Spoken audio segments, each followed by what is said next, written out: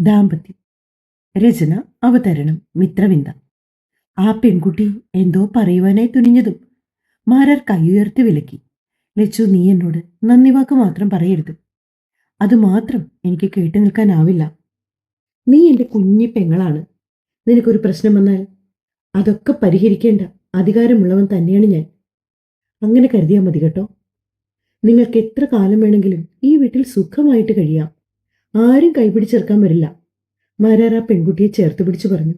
അവർ മൂവരും കരയുന്നത് കണ്ടതും ബദ്രയുടെ മിഴികളും അറിയാതെ നിറഞ്ഞു. അന്ന് ആ തറവാട്ടിൽ നിന്നും മടങ്ങുമ്പോഴാണ് മാരാർ ബദ്രയോട് മറ്റൊരു കാര്യം തുറന്നു പറഞ്ഞത്. സുഖുവേട്ടനും ഇന്ദിര ചേച്ചിക്കും ഒരേയൊരു മകൾ മാത്രമാണുള്ളത്. പഠിക്കാൻ ബഹുമിടുക്കിയായിരുന്നു അവൾ. ഇടയ്ക്കിടയ്ക്ക് പനി വന്നപ്പോൾ അവരത് അത്ര കാര്യമാക്കിയില്ല. പക്ഷെ ഒരു തവണ ക്ലാസ് റൂമിൽ തലചുറ്റി വീണപ്പോഴാണ് ഹോസ്പിറ്റലിൽ അഡ്മിറ്റ് ചെയ്തത്. ടെസ്റ്റുകളൊക്കെ നടത്തി നോക്കിയപ്പോഴാണ് അവൾക്ക് ക്യാൻസർ ആണെന്ന് അറിയുന്നത്. ഒരൊറ്റ മകളല്ലേ ഉള്ളൂ. ആ പാവങ്ങൾ തകർന്നു പോയിരുന്നു. സ്വന്തമായിട്ടൊരു കിടപ്പാടം പോലും ഇല്ലാത്ത ആളാണ് സുഖുവേട്ടൻ. ഈ തറവാടിനെ സേവിച്ചാണ് അദ്ദേഹം ഇക്കാലത്രയും ജീവിച്ചേ. എന്നിട്ട് അദ്ദേഹത്തിന്റെ മകൾക്ക് ഒരു അസുഖം വന്നപ്പോൾ മാധവൻ മാമ 10 പൈസ പോലും കൊടുത്ത് സഹായിച്ചില്ല. അങ്ങനെ ഒരു ദിവസം ഞാൻ ഈ കാര്യം അറിഞ്ഞത്. സുഖുവേട്ടന് തറവാട്ടിലെ ഏതെങ്കിലും ഒരു ചായ്പ് താമസിക്കുവാനായി കൊടുക്കാമോ എന്ന് ചോദിച്ചതിന് മാധവൻ മാമ അദ്ദേഹത്തെ തൊഴിച്ചത്രേ. മാരാർ പറയുന്ന കേട്ട് ഭദ്ര അമ്പരപ്പോടെ കാറിലിരിക്കുകയാണ്. കുട്ടിക്ക് ക്യാൻസർ ആണെന്ന് അറിഞ്ഞപ്പോൾ തന്നെ ആ പാവങ്ങൾ തകർന്നു പോയതാണ്. അപ്പോഴാണ് ഇങ്ങനൊരു ദുർവിധി കൂടി. വാടകയ്ക്ക് താമസിച്ചിരുന്ന വീട്ടിൽ നിന്നും ഉടമസ്ഥർ അവരെ ഇറക്കി വിട്ടു. മാധവൻ മാമയാണ് അതിന് ആ ഉടമസ്ഥനെ പ്രോത്സാഹിപ്പിച്ചത്. എങ്ങോട്ട് പോകണമെന്നറിയാതെ ആ പാവം സുഖുവേട്ടൻ എന്നെ വിളിച്ച് കാര്യങ്ങളൊക്കെ പറഞ്ഞു. ട്രീറ്റ്മെന്റിന് ആവശ്യമായിട്ടുള്ള എല്ലാ സഹായങ്ങളും ഞാൻ ചെയ്തു കൊടുത്തു. ഇപ്പോഴവൾ ബെറ്ററായി വരുന്നുണ്ട്. RCCയിലെ ചികിത്സയ്ക്ക് ശേഷം അവർ ഇന്നാണ് മടങ്ങിയെത്തിയത്. എവിടേക്ക് പോകണമെന്ന് പോലും ആ പാവങ്ങൾക്ക് അറിയില്ലായിരുന്നു.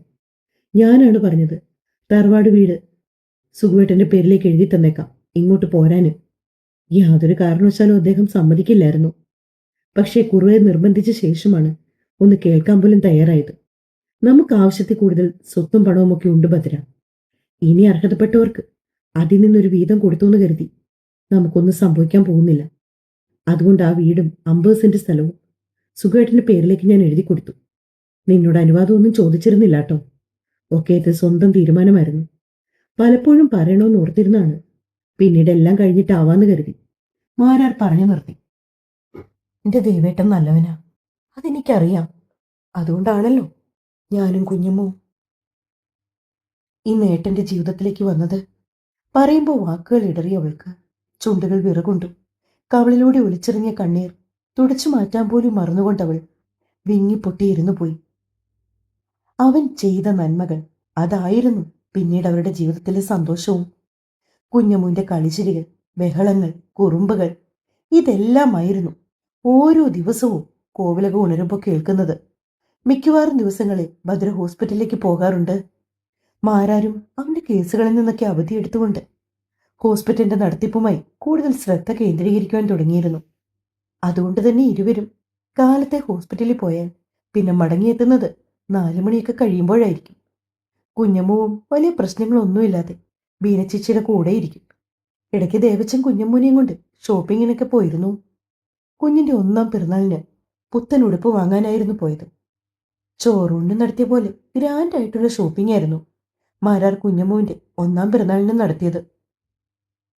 അതുകൂടാതെ അവൻ 4-5 ഓർഫനേജുകളിൽ കുഞ്ഞമ്മൂന്റെ ബർത്ത്ഡേ ദിവസം അവർക്ക് വേണ്ടതായ എല്ലാ കാര്യങ്ങളും ചെയ്തു കൊടുത്തു.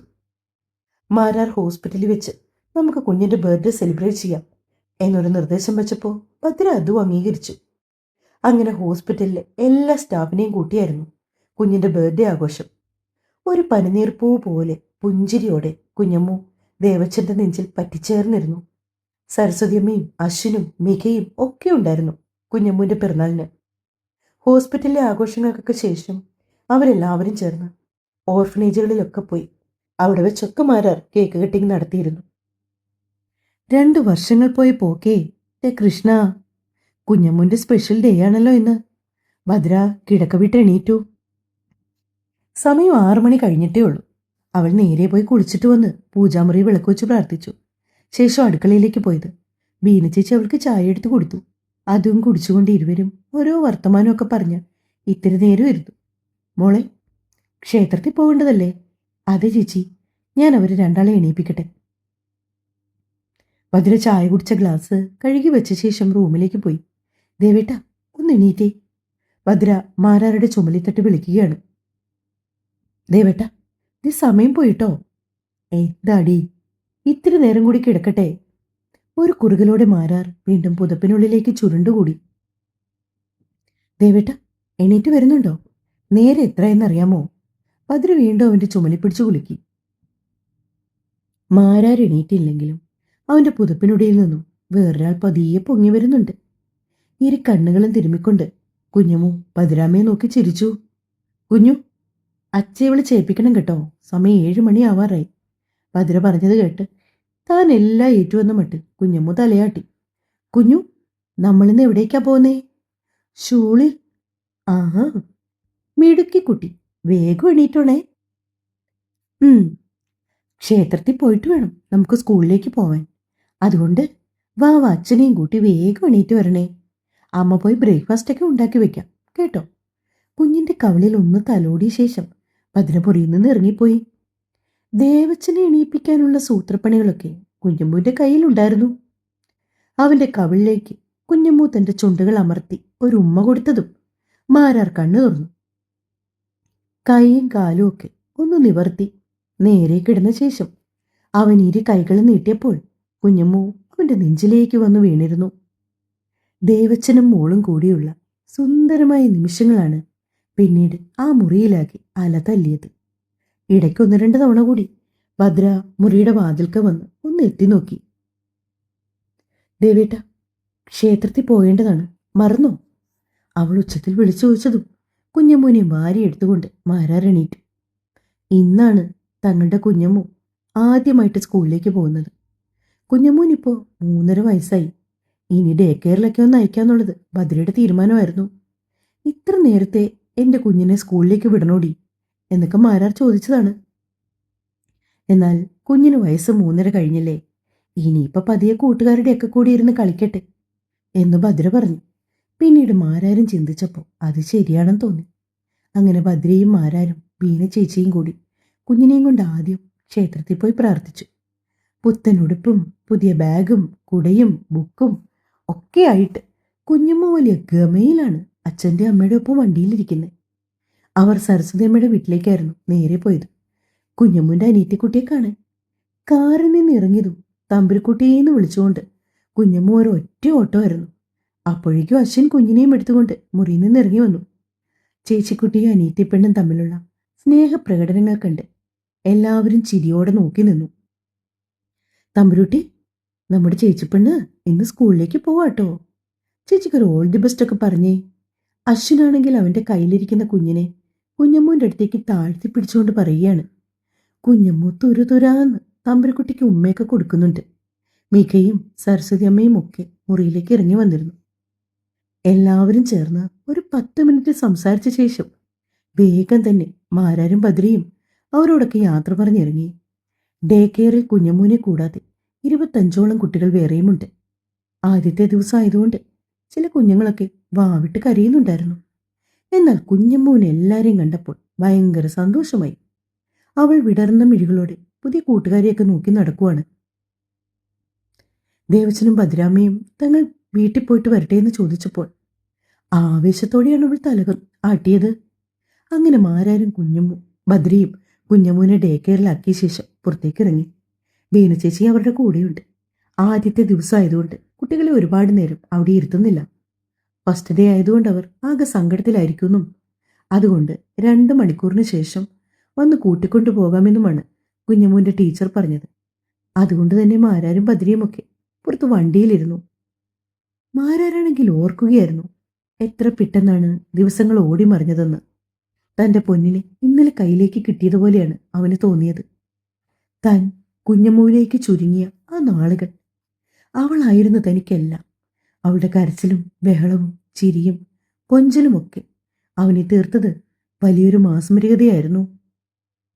ആ, തന്റെ കുഞ്ഞമ്മു ഇന്നതാ ഒരു ചേച്ചിയായി മാറിയിരിക്കുന്നു. തന്റെ കുഞ്ഞമ്മു വരുന്നത് കാത്ത് അക്ഷമയോടെ ഇരിക്കുകയായിരുന്നു മാരാർ. 12 മണി വരെയായിരുന്നു അന്നത്തെ ടൈം ഷെഡ്യൂള്. സമയം കഴിഞ്ഞതും മാരാരും ബദ്രിയും കൂടി അകത്തേക്ക് കയറി ചെന്നു. അവിടെ കണ്ട കാഴ്ച എന്താണെന്നോ?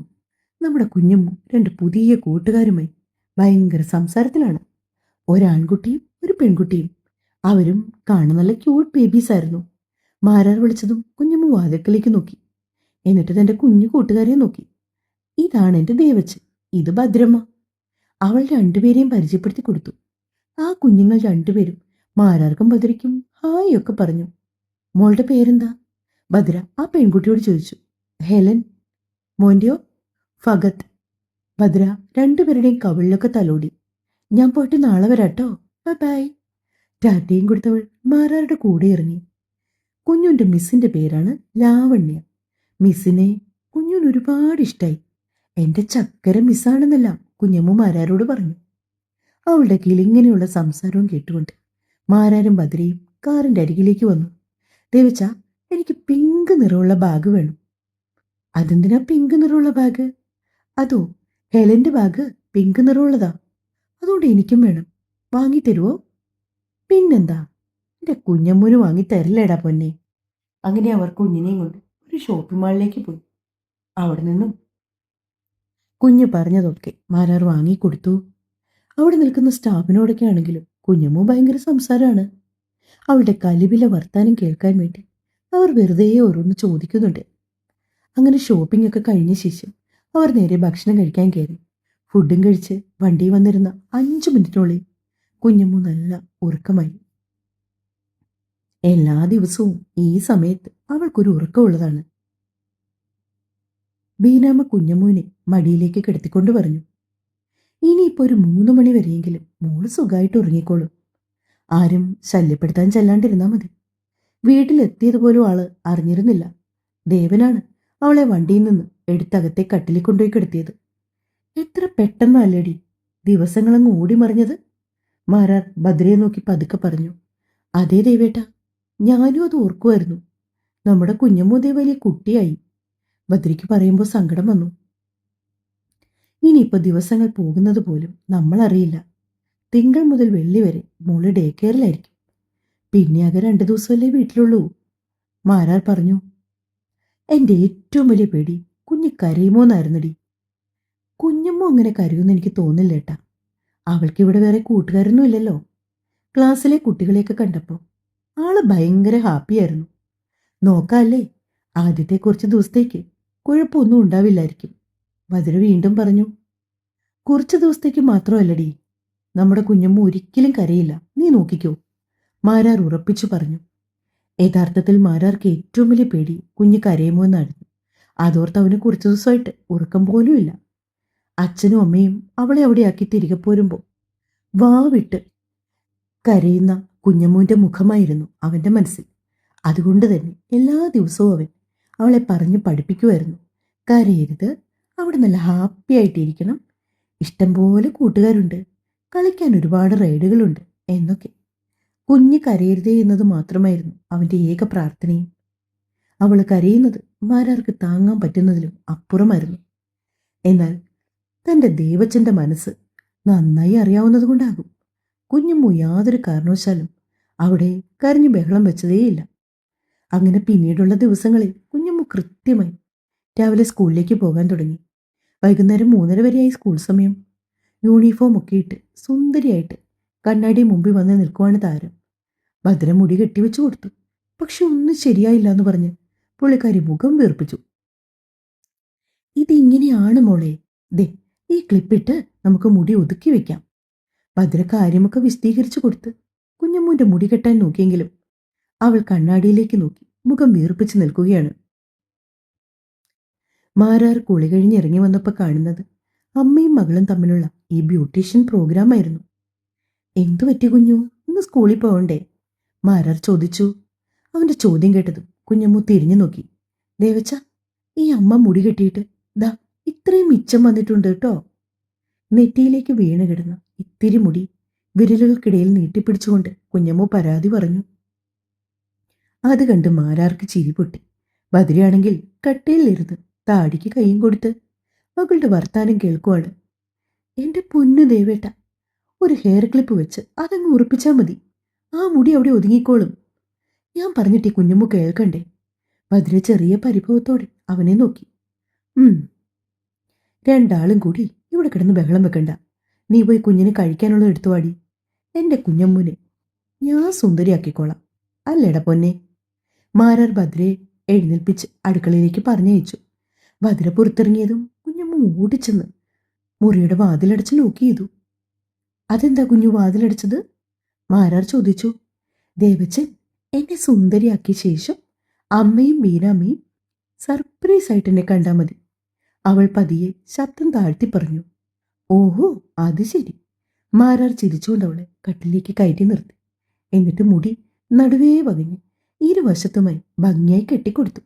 ചെറിയ ചെറിയ ഹെയർ ആക്സസറീസുകൾ ഭദ്ര ഇഷ്ടം പോലെ വാങ്ങി വെച്ചിട്ടുണ്ട്. അതിൽ നിന്നും അവളുടെ യൂണിഫോം നിറത്തിന് ചേരുന്ന കുഞ്ഞു ക്ലിപ്പുകളും എടുത്ത് മാരാർ അവളുടെ മുടിയിൽ ഉറപ്പിച്ചു. ശേഷം അല്പം ബേബി പൗഡർ എടുത്ത് കുഞ്ഞിന്റെ മുഖത്തിട്ട് കൊടുത്തു. നെറ്റിയിൽ ഒരു ചെറിയ പൊട്ടും കുത്തി. ദേവച്ച കണ്ണെഴുതിയില്ല. പെട്ടെന്ന് എന്തോ ഓർത്തതുപോലെ കുഞ്ഞമ്മു പറഞ്ഞു. ഓ, പറഞ്ഞ പോലെ അത് ശരിയാണ് കേട്ടോ. ഇത്തിരി കൺമിഷ എടുത്ത് മാരാർ അവളുടെ 2 കണ്ണുകളിലും എഴുതി കൊടുത്തു. ഇപ്പൊ ഞാൻ സുന്ദരിയായോ ദേവച്ച? കുഞ്ഞമ്മൂന്റെ ചോദ്യം കേട്ടതും അവരവളെ വാരിയെടുത്തു. പിന്നെ അല്ലാതെ, എന്റെ കുഞ്ഞമ്മു സുന്ദരിയല്ലേ? ദേ, ഈ കണ്ണാടിയിലേക്കൊന്ന് നോക്കിയേ. അവൻ കുഞ്ഞമ്മൂനെ കണ്ണാടിയുടെ മുമ്പിൽ കൊണ്ടുപോയി നിർത്തി. ഇരു കൈകളും വിടർത്തി കവളുകളോട് ചേർത്ത് പിടിച്ച് ഭയങ്കര എക്സൈറ്റ്മെന്റോടെ വിടർന്ന മിഴികളുമായി കുഞ്ഞമ്മു കണ്ണാടിയിലേക്ക് നോക്കി ചിരിച്ചു. ആ മനോഹരമായ കാഴ്ച കണ്ടുകൊണ്ടാണ് ഭദ്ര മുറിയിലേക്ക് കയറി വന്നത്. ദേ, ഈ ഒരു ഇഡലി കൂടി കഴിക്കൂ കുഞ്ഞു. ഭദ്ര പ്ലേറ്റുമായി അവളുടെ അരികിലേക്ക് വന്നു. അമ്മയെ കണ്ടതും കുഞ്ഞമ്മു മാരാരുടെ കവളിൽ ഉമ്മയൊരെണ്ണം കൊടുത്ത് സമർത്ഥമായിട്ട് ഭക്ഷണം കഴിക്കാനായി ഓടിപ്പോയി. തുടരും.